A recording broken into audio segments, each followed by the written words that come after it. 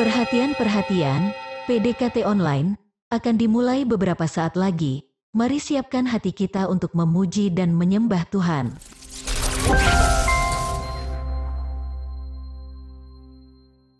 Shalom, Sobat DC Ministry yang dikasih oleh Tuhan. Puji syukur kepada Tuhan buat kebaikannya, kasih-Nya yang selalu baru bagi kita, dan juga pertolongannya yang tidak pernah terlambat bagi setiap kita yang percaya dan berharap kepadanya.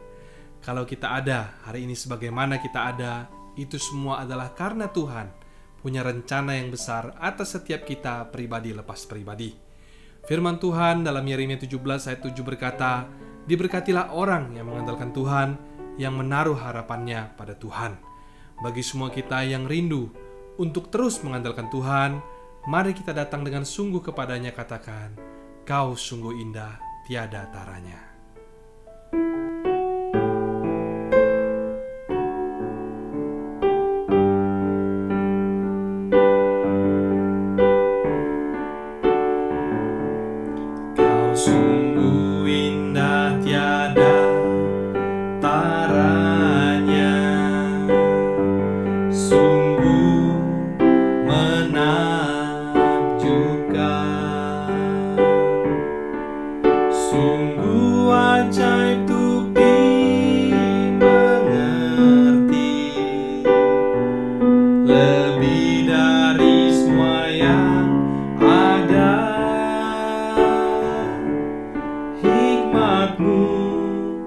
Tiada terselami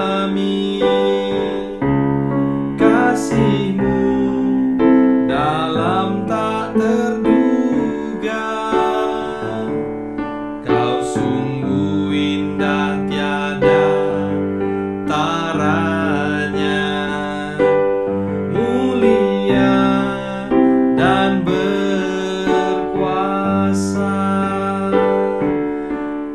Kagum hormat akan Engkau, ku kagum hormat akan Engkau. Kau Allah yang layak dipuji, ku kagum akan Engkau.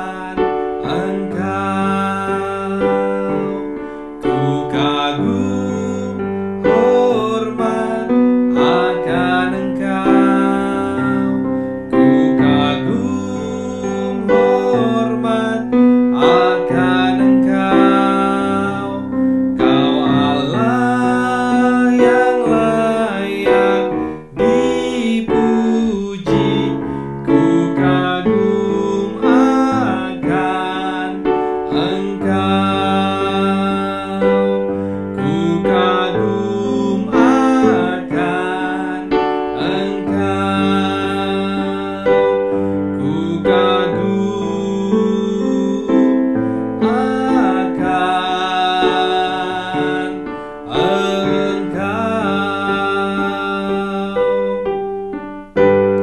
Mari kita bersatu di dalam doa.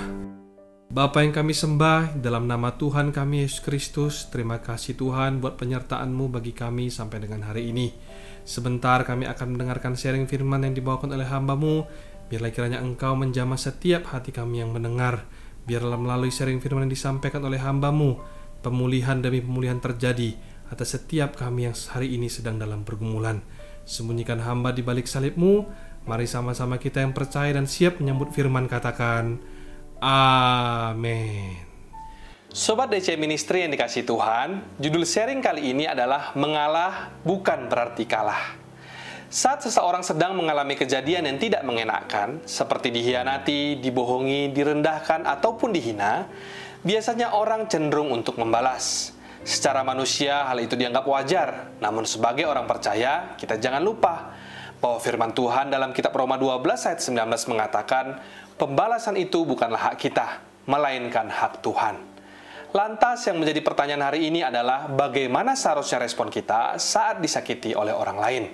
Maka jawabannya adalah sebisa mungkin sebaiknya kita tidak membalas mereka alias mengalah. Mungkin saja banyak dari kita yang tidak suka ketika mendengar kata mengalah. Sebab mengalah itu selalu diidentikan atau diartikan dengan kekalahan. Apalagi saat seseorang itu memiliki kesempatan dan kemampuan untuk membalas, maka seringkali mengalah itu bukanlah sebuah pilihan. Namun hari ini saya rindu menyampaikan bahwa mengalah itu bukanlah berarti kita kalah, sekalipun ada harga yang harus dibayar. Justru orang yang mampu mengalah seringkali mendapatkan pembelaan dari Tuhan, dan ada berkat-berkat terselubung bagi orang-orang yang mengalah. Kalau teman-teman masih penasaran seperti apa yang saya maksud tadi, mari saya ajak kita untuk membaca cerita Ishak dalam Kejadian 26 ayat 14-28. Kita baca dari ayat ke-14, ia yaitu Ishak mempunyai kumpulan kambing domba dan lembu sapi serta banyak anak buah, sehingga orang Filistin itu cemburu kepadanya. Segala sumur yang digali dalam zaman Abraham ayahnya oleh hamba-hamba ayahnya itu telah ditutup oleh orang Filistin dan ditimbun dengan tanah. Lalu kata Abimelek kepada Ishak, pergilah dari tengah-tengah kami, sebab engkau telah menjadi jauh lebih berkuasa daripada kami. Dari ayat yang kita baca tadi, diceritakan bahwa kisah ini bermula dari kecemburuan orang-orang Filistin kepada Ishak karena dia diberkati oleh Tuhan. Selanjutnya di ayat yang ke-15, sesuatu yang fatal terjadi. Kecemburuan orang Filistin kala itu berubah menjadi sebuah kebencian yang berujung pada penutupan sumur-sumur Ishak. Sebagai informasi bagi kita, pada zaman Abraham, sumur itu adalah sumber kehidupan bagi orang-orang yang hidup di Timur Tengah. Jadi, ketika Filistin menyerang ataupun menimbun sumur Ishak, itu sama saja dengan membunuh Ishak beserta seluruh keluarganya secara perlahan. Belum selesai sampai di situ, di ayat ke-16 Amalek, raja orang Filistin itu mengusir pula Ishak beserta keluarganya. Tentu saja bukan karena Ishak membuat masalah, tapi karena Ishak sukses dan diurapi oleh Tuhan. Yang akan kita sorot hari ini adalah bagaimana dengan respon Ishak saat itu? Apakah dia marah ataupun kecewa? Ternyata tidak sama sekali. Malahan di ayat ke-17 dikatakan demikian. Jadi pergilah Ishak dari situ dan berkemahlah ia di lembah Gerar dan ia menetap di situ. Ishak memilih untuk mengalah dan pergi ke lembah Gerar. Sejak kecil Ishak memang sudah punya yang namanya hati mengalah. Jadi ingat waktu dia dipersembahkan oleh Abraham di Gunung Moria, saat itu pun Ishak tidak melawan ataupun membantah. Makanya Tuhan suka sama Ishak. Poin pertama, kita mengalah supaya kita tidak berdosa dan Tuhan senang dengan hal tersebut. Di awal cerita tadi, kita sudah membaca bagaimana Tuhan memberkati Ishak secara luar biasa, sampai-sampai membuat orang Filistin cemburu. Dari sini kita bisa curiga secara positif kepada Ishak, bahwa jangan-jangan Ishak ini diberkati karena memang ia selalu menyenangkan hati Tuhan dalam setiap apapun yang dia lakukan. Sebagai contoh, saat Ishak memilih untuk mengalah dan pergi meninggalkan sumur yang mereka punya. Dia tidak membalas kejahatan dengan kejahatan. Dan hal ini sejalan dengan perintah Tuhan dalam Roma 12 ayat 17-18 yang berkata, janganlah membalas kejahatan dengan kejahatan, lakukanlah apa yang baik bagi semua orang. Sedapat-dapatnya, kalau hal itu bergantung kepadamu, hiduplah dalam perdamaian dengan semua orang. Ishak tidak mau dikuasai oleh kekecewaan maupun kebencian, sebab dia tahu ketika dia membiarkan perasaan ini menguasai dirinya, maka dia juga akan sama seperti orang-orang yang telah menyerangnya. Dia sadar betul bahwa rahasia keberhasilannya itu bukanlah terletak kepada sumur, tapi terletak pada tangan Tuhan. Bila Tuhan yang buka pintu, tidak ada satupun yang dapat menutupnya. Amin. Pada cerita selanjutnya di ayat ke-18 sampai ke-22 dikatakan, kemudian Ishak menggali kembali sumur-sumur yang digali dalam zaman Abraham ayahnya dan yang telah ditutup oleh orang Filistin sesudah Abraham mati. Disebutkannya lah nama sumur-sumur itu menurut nama-nama yang telah diberikan oleh ayahnya. Ketika hamba-hamba Ishak menggali di lembah itu, mereka mendapati di situ mata air yang berbual-bual airnya. Lalu bertengkarlah para gembala Gerar dengan para gembala Ishak, kata mereka, air ini kepunyaan kami. Dan Ishak menamai sumur itu Esek, karena mereka bertengkar dengan dia di sana. Kemudian mereka menggali sumur lain dan mereka bertengkar juga tentang itu. Maka Ishak menamai sumur itu Sidna. Ia pindah dari situ dan menggali sumur yang lain lagi. Tetapi tentang sumur ini mereka tidak bertengkar. Sumur ini dinamainya Rehobot dan ia berkata, sekarang Tuhan telah memberikan kelonggaran kepada kita sehingga kita dapat beranak cucu di negeri ini. Dari ayat yang kita baca tadi, kita sudah bisa menduga bahwa orang-orang Filistin saat itu pasti terkejut mendengar apa yang terjadi dengan Ishak dan keluarganya. Hal buruk yang mereka sangkakan akan terjadi kepada Ishak ternyata tidak terjadi. Yang terjadi adalah kebalikannya. Poin kedua, mengalah justru dibela Tuhan. Mereka sangka Ishak akan jatuh miskin karena tidak lagi memiliki sumur. Namun yang terjadi malah sebaliknya. Malah di lembah yang awalnya mereka pikir akan sulit membuat sumur di sana, karena tempat itu adalah dataran rendah dan tandus, justru sumur-sumur bermunculan di situ. Bahkan tidak hanya sekedar sumur, Ishak mendapati mata air yang berbual-bual airnya, yang sampai membuat para gembala Ishak dengan para gembala Gerar bertengkar memperebutkan tempat tersebut. Sekalipun demikian, lagi-lagi Ishak tetap mengalah dan pindah serta menggali sumur yang lain. Kalau kita pikir-pikir lagi, kenapa ya si Ishak ini mau pindah lagi dari sumur yang sudah mereka gali itu? Bukankah dikatakan di ayat 18 kalau sumur-sumur itu sebenarnya dulu sudah pernah digali oleh Abraham, ayahnya Ishak? Bukankah itu juga sudah cukup menandakan kalau sumur-sumur itu adalah kepunyaan Ishak juga?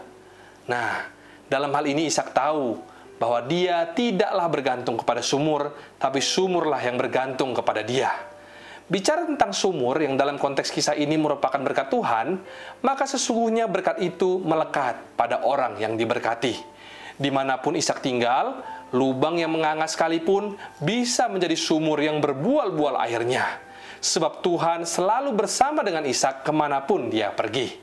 Firman hari ini tentunya juga berbicara kepada setiap kita yang hari ini sedang mengalah, sekalipun ada harga yang harus kita bayar.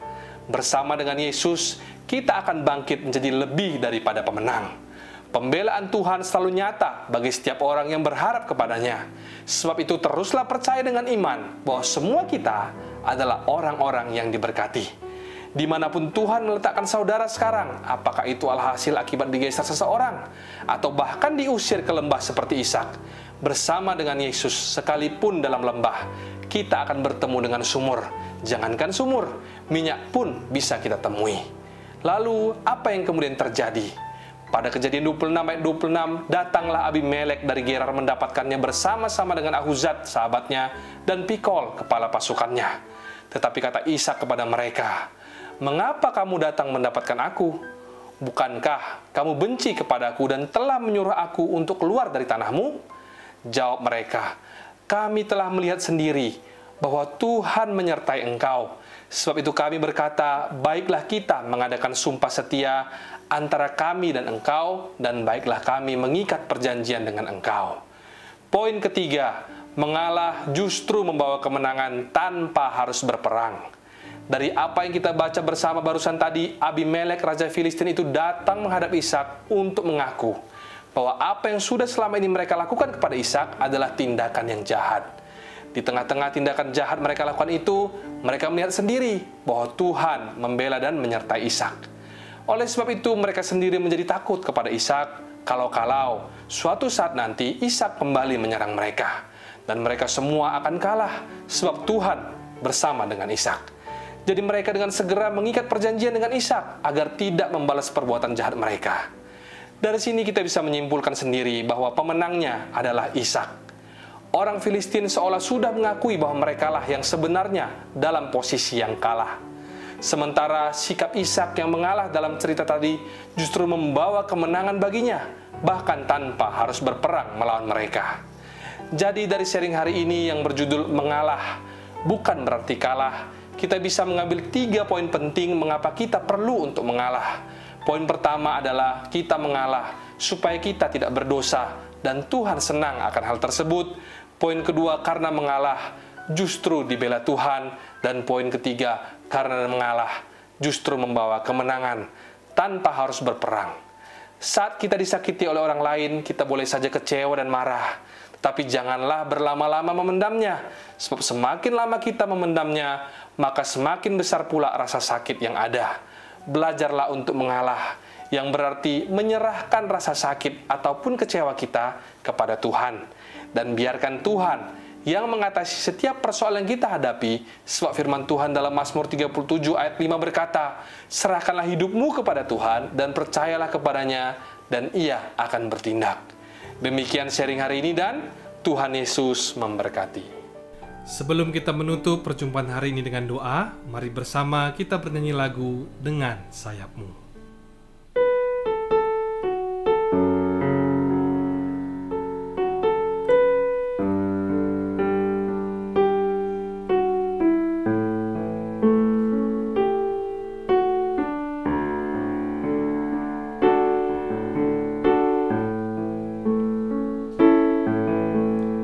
Firman-Mu berkata Kau besertaku, maka kuat roh dan jiwaku. Tangan-Mu Tuhan selalu ku nantikan, di setiap langkahku percaya. Dengan sayap-Mu ku akan terbang tinggi, di tengah badai hidup ku tak menyerah. Kau kekuatan dan perlindungan bagiku, pertolonganku di tempat maha tinggi. Ku mengangkat tanganku, aku berserah. Kau ku nantikan, Kau yang ku sembah, Yesusku, Rajaku.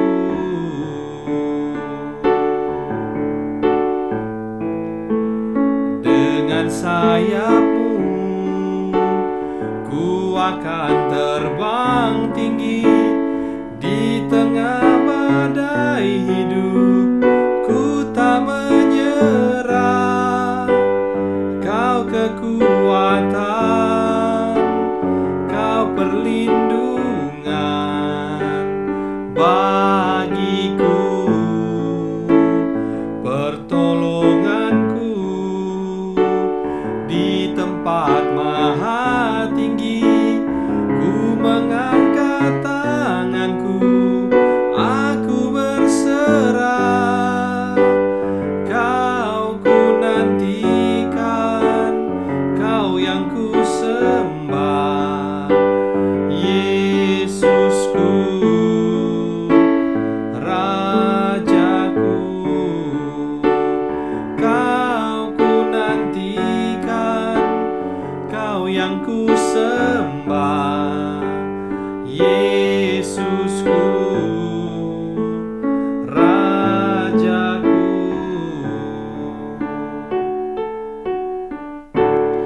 Mari kita bersatu dalam doa. Bapa yang kami sembah, dalam nama Tuhan kami Yesus Kristus, terima kasih buat sharing firman yang boleh kami dengar pada hari ini. Biarlah kiranya Tuhan memampukan setiap kami untuk selalu taat dan setia pada perintah dan kehendak-Mu atas hidup kami, pribadi lepas pribadi. Sekalipun terkadang ada kalanya itu terasa sulit bagi kami, tapi kami mau hari ini menyerahkan segala pergumulan kami ke dalam tangan Tuhan, sebab hanya di dalam Tuhan ada sukacita, pengharapan dan kemenangan yang sesungguhnya. Hari ini kami juga mau berdoa Tuhan melepaskan pengampunan kepada setiap orang yang selama ini mungkin pernah menyakiti hati kami. Biarlah kiranya Tuhan menjamah mereka, biarlah Tuhan memulihkan mereka juga dan memberkati mereka, serta memberikan mereka kasih setia yang daripada Engkau.